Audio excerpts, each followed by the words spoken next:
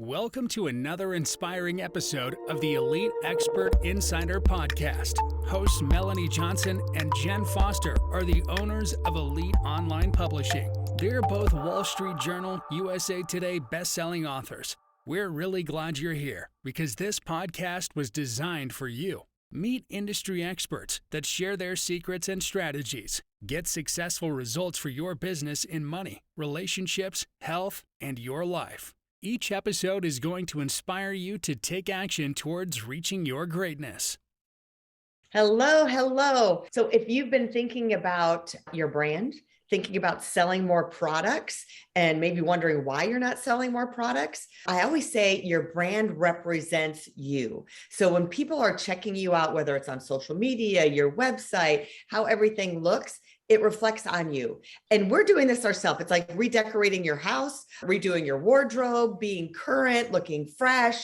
We have an expert with us today that is going to give us the inside secrets and scoop of what's trending, how you can look fresh, how your brand can be optimal for you. So we have Caley Adams with us today, and we are so happy to have you with us. So we are going to dive deep into your brand. She is a design expert, and she's going to tell us how we can look fabulous. Caley, thanks for coming. Thanks so much for having me. I'm so excited to talk with you guys today. Awesome. Well, tell us, Caley, a little bit how you got into the e-commerce world and design, and tell us a little bit about your story. Yeah, absolutely. So I come from a background in the design world. I have a number of years of experience doing design across different disciplines, whether that be branding or creating and designing websites, kind of everything design related across print and digital. I started the business coming from a passion of wanting to focus on women and e-commerce businesses. That was a focus of mine, mainly because throughout all of my years of being a designer at different companies and things, I was usually the only female in the room. And I think that really bothered me, mostly just because it felt like a lot of our clients were all women as well. We were all like working their teams, the clients' teams were all women. And we would roll in with an all male team and then me. So I started Wilds District as a solution to provide design for women-run businesses in particular and e-commerce businesses. And yeah, we do a little bit of everything in terms of digital and print. What do you think if someone's redoing their website or coming up with a new website? What really drives their brand? I know you focus on lifestyle and luxury, which I think that's great for any brand, is to have that beautiful feel, to make it feel beautiful and compelling based on their product and services. So what do you think, like the first thing that you do when you're going through and working with a client that you're looking for and making changes? So it's really important to start with the client themselves. And so I think it's really valuable before you even put pen to paper in any way to always just start talking about what makes you unique and different. And so when you translate this to the publishing world, for instance, as an author, are you tackling a subject matter that has a unique perspective, or are you saying something new, or all of these things are really important to think about. And then in addition to that, you have to think about not only how you're saying it, but how you're presenting yourself. And that is really important to sell the holistic viewpoint of everything. And so we always start with that. We always start asking just a ton of questions of the client, saying, what makes you unique? What makes you stand out? And I think sometimes people shy away from the things that make them unique or stand out just because there is that kind of fear of standing out in a bad way. I think human beings shy away from that quite a bit, but I think it's important to hone in on those, just because it really is a point of distinction. And usually those unique traits are the things that we play up in design. If you're a very kind of outgoing or expressive author, that might translate really nicely into a visual design. And so if you build the visuals around the same kind of philosophy as what you're putting out to the world, it really paints a really strong picture, and it makes people feel like they can know you and understand you on a much deeper level. Yeah. From looking at the brands that you represent, at least on your website, and the examples that you show of some of the designs, like it really tells and paints a picture of a story. So having that uniqueness or getting what that is from the client, like your client, really helps you to hone in on their story and paints that picture. What would you say, like, is the top question you ask to find that uniqueness? Like, because everyone's just, oh, I'm just like the other jewelry company, or I'm like this person. Like, what is that question that you ask to help them hone in on their message or their uniqueness? Yeah, we usually, that's a really good question, mostly just because it is sometimes hard to figure out what that point of distinction is. And I think a lot of the times it helps actually first looking at the competitors, the other people that are in the space, and talking through saying, okay, here's this brand, but we're different because of X. Or we're like this brand, but we're different because of X. And so if you're an author, you can think of the same thing. If you're publishing a book, you look and you see the other authors that are doing similar things or different subject matter, but obviously you're writing for a reason, right? You have something new or different to say. Figuring out what those new things are, how you differ, actually can be very enlightening. So I always like to look at what's around you in kind of the competitive landscape to figure out where we can dial things up.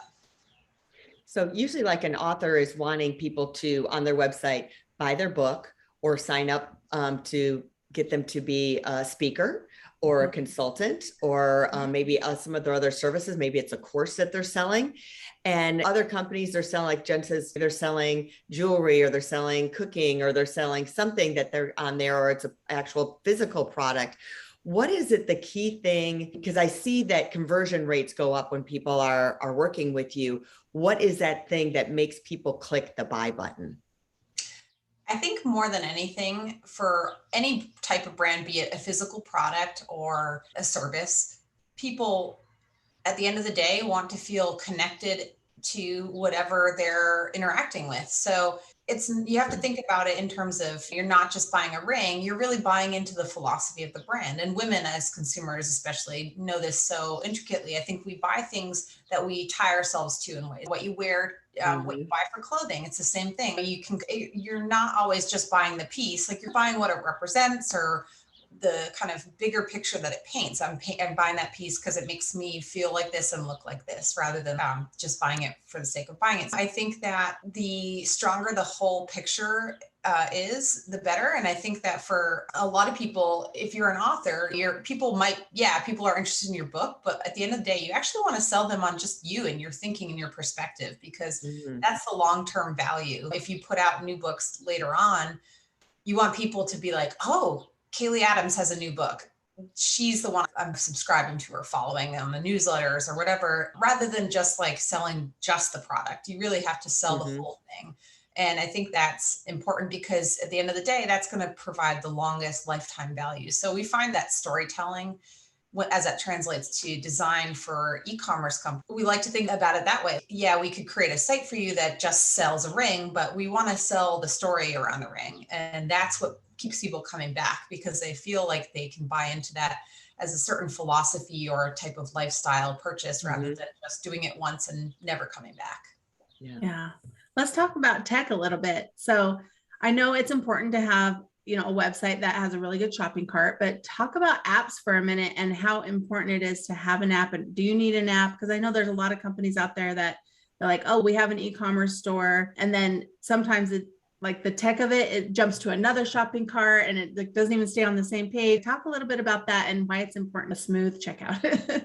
Oh yeah. I mean, the data is pretty staggering when you actually peel back. We look at a lot of analytics for brands too. And it's pretty wild once we get in there under the hood to look at, okay, here's what's happening. Or people have such a limited attention span, and even more so now since the pandemic struck. We're all online all the time.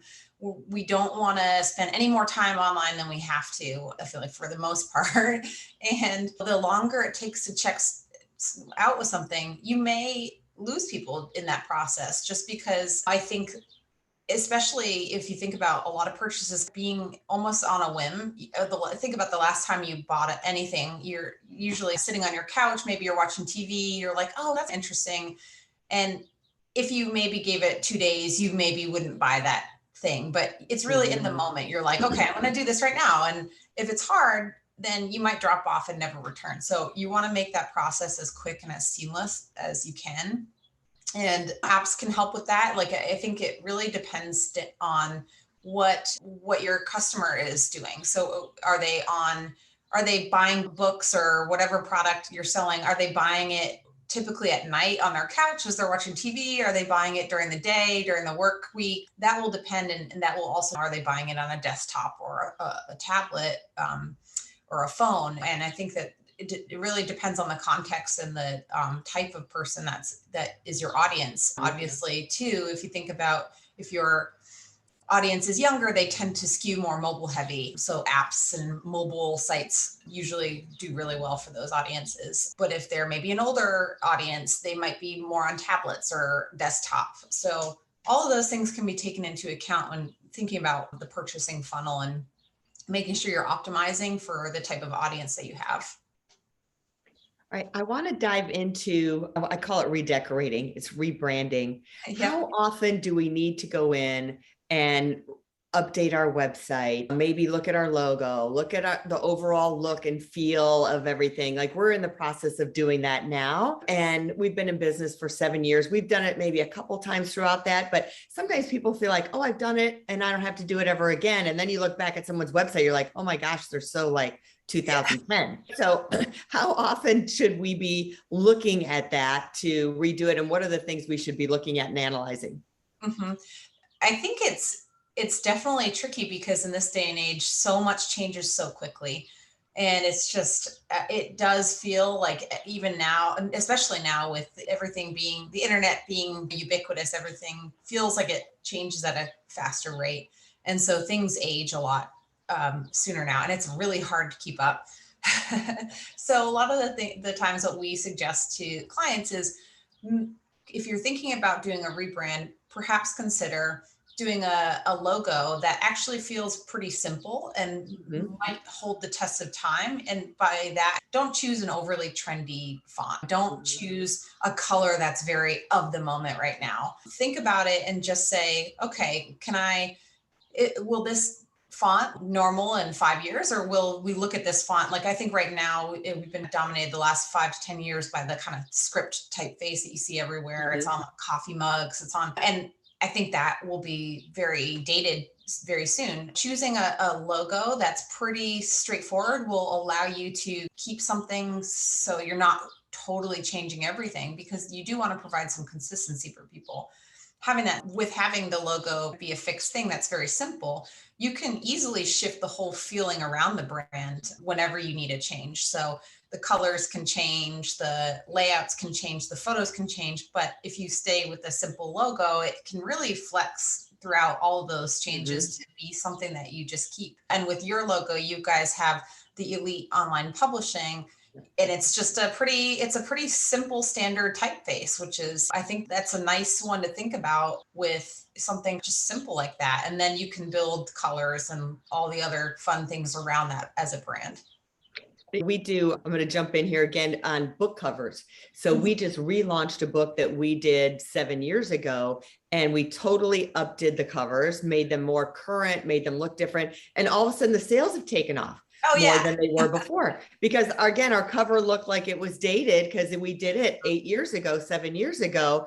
And all of a sudden it's new, it's fresh, it's trendy, and it can make all the difference. I say, especially if you're geared towards women, which a lot of your clients are. We just talked with a brand who has a skincare line, and women look at two products. They may have the exact same ingredients, but they are tended to go to one because just the product looks better. The packaging it speaks to them, and it has nothing to do with what's inside the product. It's the packaging. Exactly. Yeah. It can be a tiebreaker. I like to think about it in that way. Like you said, where two products exactly the same, if you have exactly the same ingredients, do the same thing. If someone looks better than the other, that may be just enough to push people to buy that product. And it's a really powerful thing. I think subconsciously we think about things that look nice as being maybe more sophisticated or more good, whether or not that's true, but it's just one extra thing. So if you don't have all your bases covered, you'd be losing business just on a whim like that, where you might have something that's essentially the same product and just as good, but you may not be catching people on that final step of making everything feel really sleek. Yeah. Caley, tell us where people can go to find more information about you and your company, or hire you to help rebrand them.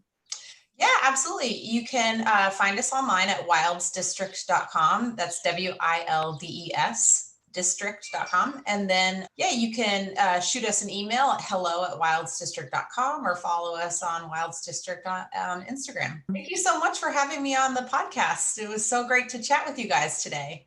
Yeah, it was great having you here. And we're going to do our little thing. If you're interested in writing a book and becoming a best-selling author, make sure to reach out at us at Elite Online Publishing, because all of our authors, we offer a guarantee. 100% of them become bestsellers, and usually international bestsellers in multiple categories. So if you need help writing your story, creating that, we have help with that too. So we'll see you next time right here at Elite Expert Insider. Have a great week, everybody. Bye. Hey, are you looking to increase your revenue, build credibility, and elevate your brand? This podcast is brought to you by Elite Online Publishing, an innovative publishing and full-spectrum marketing company. They will publish and market your book to make it a #1 bestseller. Becoming an author is the best way to market your business. So contact them at eliteonlinepublishing.com today. All of their authors become #1 bestsellers.